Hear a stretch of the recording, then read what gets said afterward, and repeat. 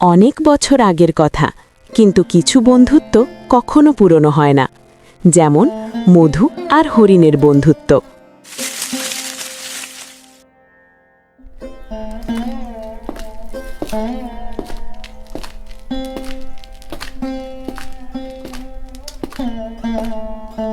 আরে তুই তুই কি সেই হরিণটা?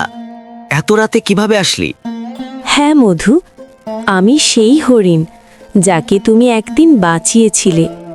এই জঙ্গলে রাতে থাকার জন্য আসছিলাম, হঠাৎ তোমাকে দেখতে পাই।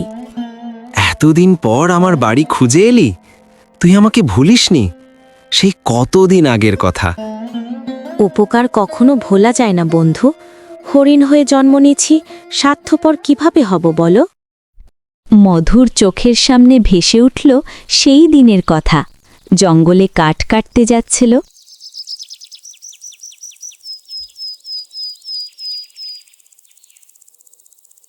বাঁচাও, কেউ বাঁচাও, আমাকে কেউ বাঁচাও। ভয় পাস না, আমি আছি। আমি তোকে মুক্ত করে দিচ্ছি।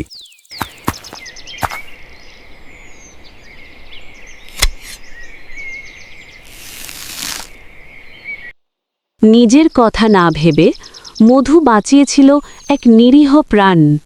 আমি তোমার এই দিন কোনো দিন ভুলব না। তুমি আমার বন্ধু। তাই তুই আজ এখানে? আসলে মানুষরা উপকার ভুলে যায়। তোরা পশুরা মহান, কেউ তোদের উপকার করলে কোনোদিন ভুলিস না। হ্যাঁ বন্ধু, তোমাকে একবার দেখে যেতে। আসলে কিছুদিন ধরেই ইচ্ছে করছিল তোমাকে দেখতে, তাই খুঁজতে খুঁজতে এখানে আসা। আমি কিছু করিনি রে। মানুষ হয়ে যেটা করা উচিত ছিল সেটাই করেছি। সবার মন কিন্তু মানুষের মতো হয় না। তোমার জায়গায় অন্য কেউ হলে হয়তো লোভ করে আমাকে কড়া মূল্যে বিক্রি করে দিত।